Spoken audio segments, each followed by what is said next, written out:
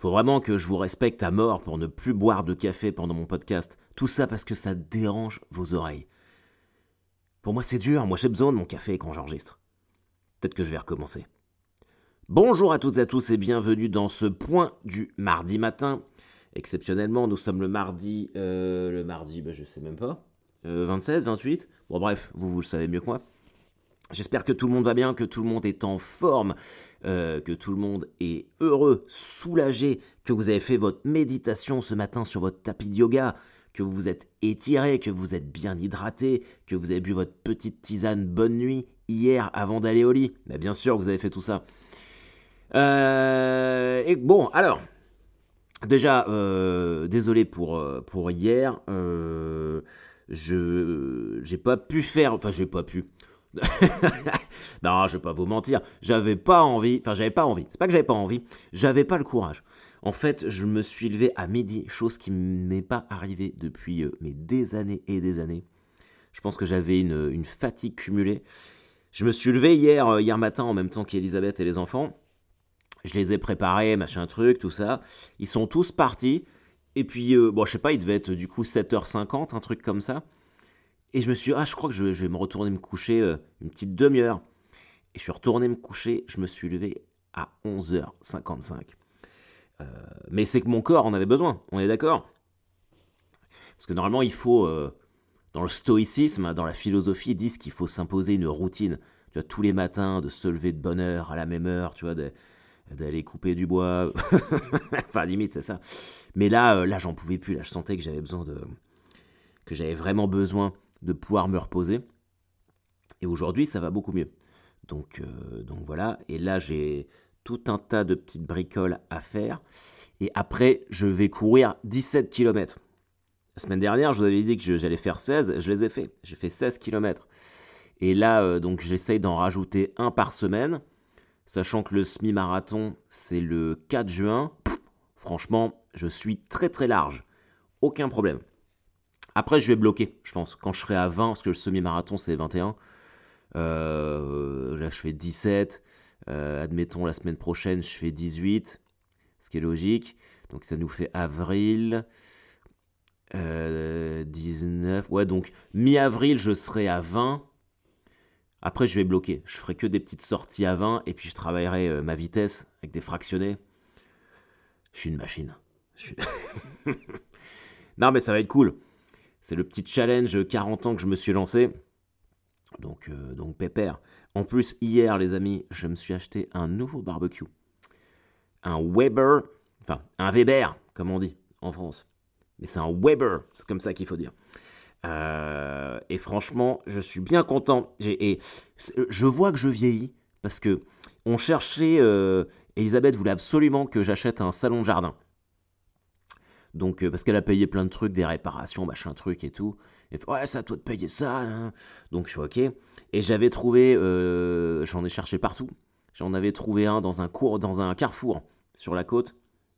Petit salon de jardin avec 2 fauteuils, une table basse et puis le petit canapé. Et j'en avais trouvé un la semaine dernière chez Monsieur Bricolage. À 200 €. Et je regarde partout, voir si on n'a pas des mieux. Mais ce qui est bien, en fait, c'est que cette petite table basse-là, elle fait stockage pour les coussins. Donc ça, c'est cool. Parce que l'autre table basse que j'avais trouvée à Carrefour, c'était une table basse normale. Donc voilà. Et hier, je me suis dit, bon, allez, vas-y, je vais lui faire plaisir. Je vais aller prendre le salon de jardin. Et putain, quand le destin s'en mêle, solde, moins 40 €.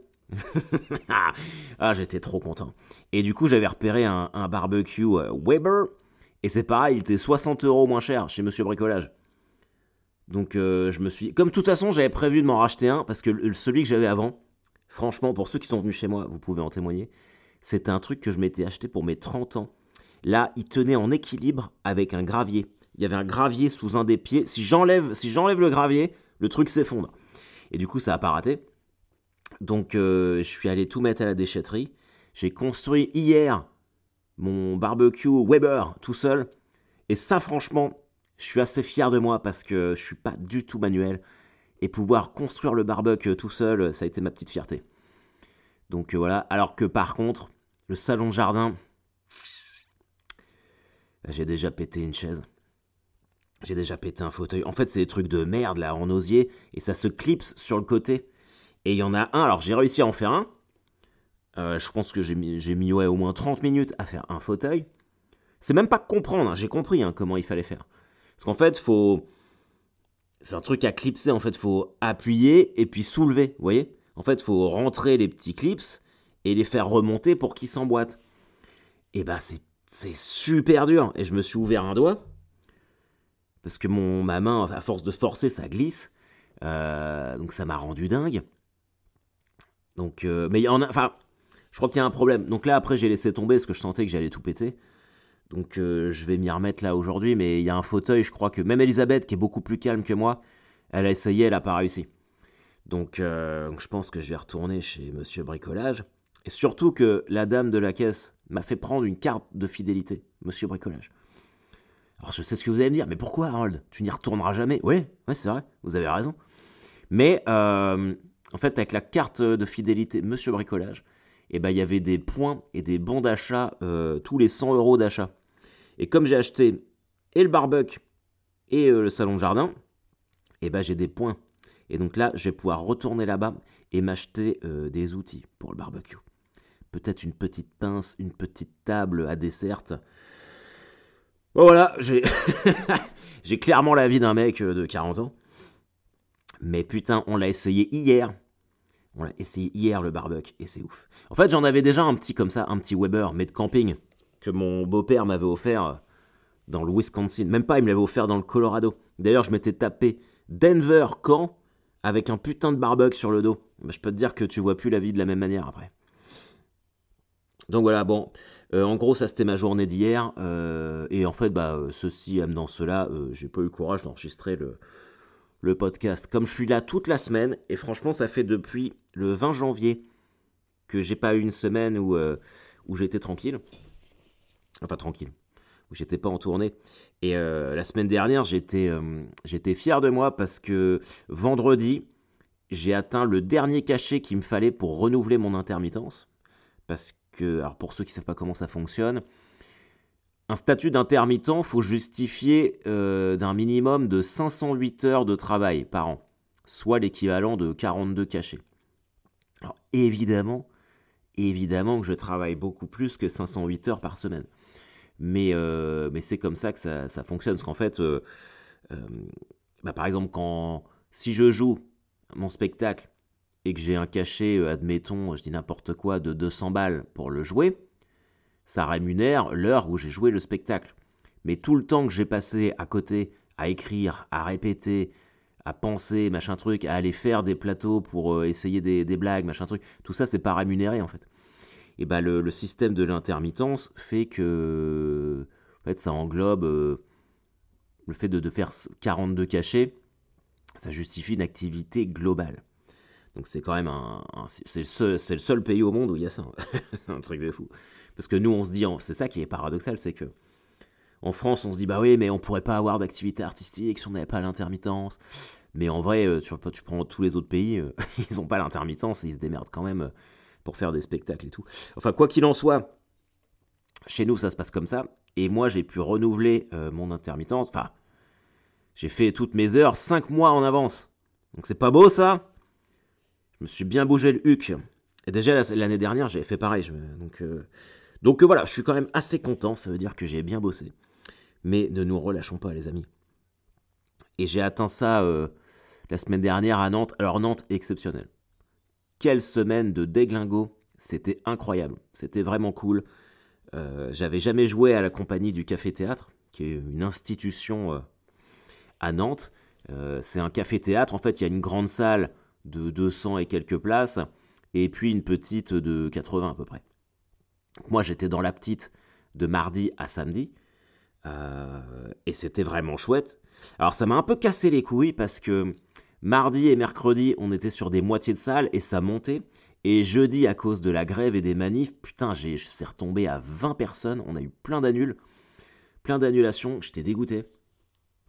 Et vendredi et puis samedi, c'était plein. Enfin, samedi, c'était vraiment blindax, de chez Blindax, donc ça fait plaisir. Et super public, c'était trop cool. Je me suis éclaté, c'était vraiment génial. Merci à tous d'être venus C'était vraiment ouf. C'était vraiment ouf. Mais j'étais éclaté. Parce que là, j'ai réfléchi en 10 jours. J'ai fait le jeudi, le jeudi au point virgule. Le vendredi, je suis rentré à Caen. Samedi, j'étais à Crèche-sur-Saône. Dimanche, lundi, j'étais chez moi. Et après, du mardi au samedi, j'ai joué tous les soirs à Nantes. Et mais ça aide vachement, en fait, de jouer le spectacle comme ça tout le temps. C'était fou. Et jeudi, alors Nantes, c'est connu pour être une ville un peu violente, assez chaude. Et alors les manifs, mais un truc de déglingué. C'était la guerre, quoi. C'était un truc de fou. C'était la guerre de partout. Et déjà le mardi, quand je suis arrivé, mardi de la semaine dernière, c'était déjà chaud. Alors pour ceux qui connaissent Nantes, rue de Strasbourg, là pas loin du miroir d'eau, ça balançait des lacrymos. C'est même arrivé dans le théâtre. La grosse chance, c'est que je venais de finir mon spectacle. Ça faisait 10 minutes qu'on avait terminé, que je parlais avec les gens. Et j'étais dans la cour du théâtre. Et là, lacrymo partout. Et je n'avais jamais été aussi proche des lacrymos. Bah oui, hein, ça fait, ça fait mal. Ça fait pleurer. C'est un truc de dingue. C'est un truc de fou. D'une violence. Ils ont pété toute la ville. Toute la ville était pétée. Le lendemain, je suis allé à Basic Fit faire un peu de sport. Ils avaient explosé les vitrines du Basic Fit.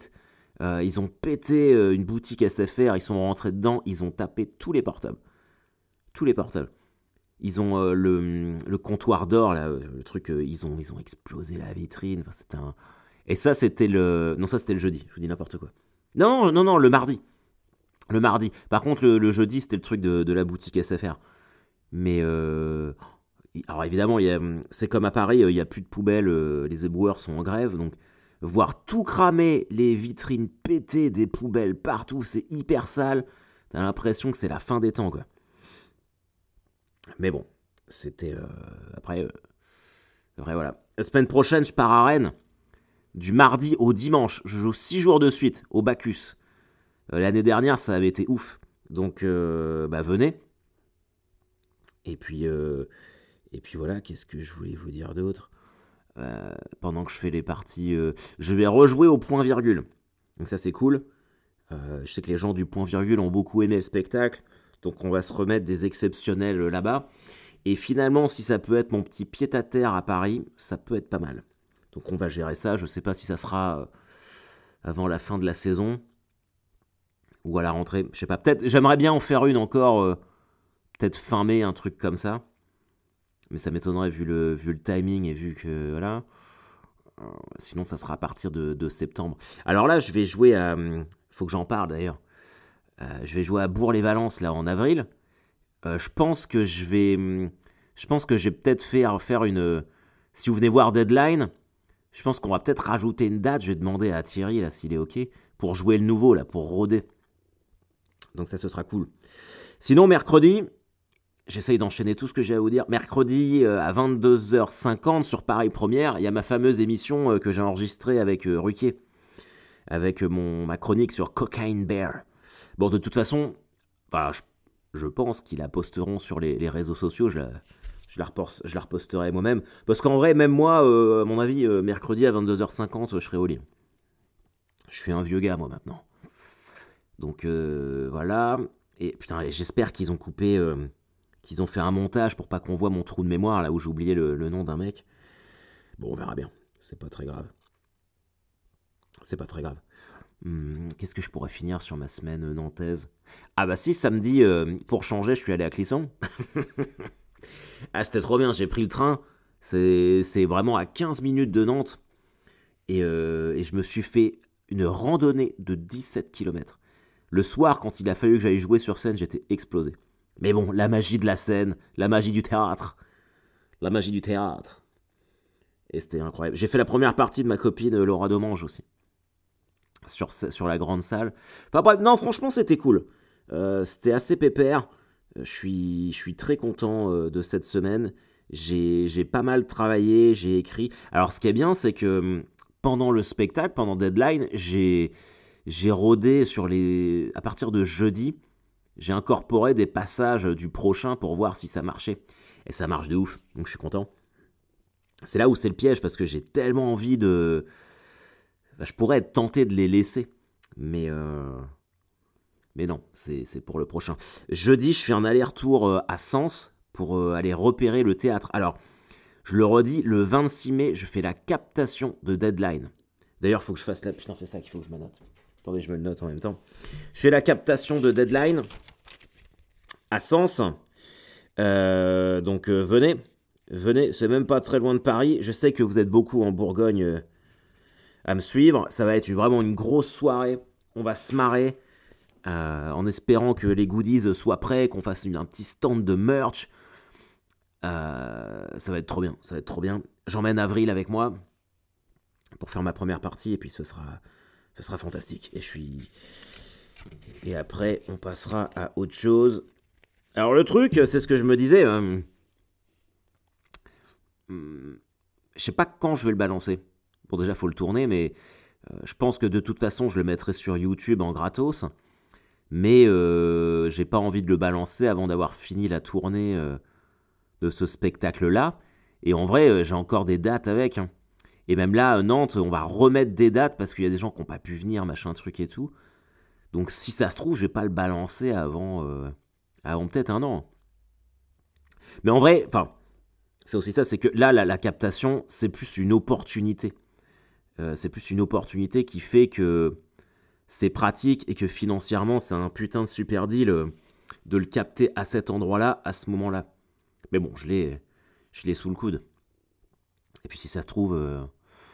bah non, parce qu'en vrai, je vois Bordeaux par exemple. Bordeaux, je dois jouer Deadline là-bas fin novembre. Ouais, c'est ça, bah on est en mars. Donc fin novembre, ouais, ça sera pas avant début 2024. Mais bon. Donc le mieux, si vous voulez voir le spectacle, c'est quand même de venir le voir en vrai. C'est tout ce que j'ai envie de dire. Sinon, on a un nouveau capitaine en équipe de France. Kylian. Alors je peux vous dire que mon fils était content.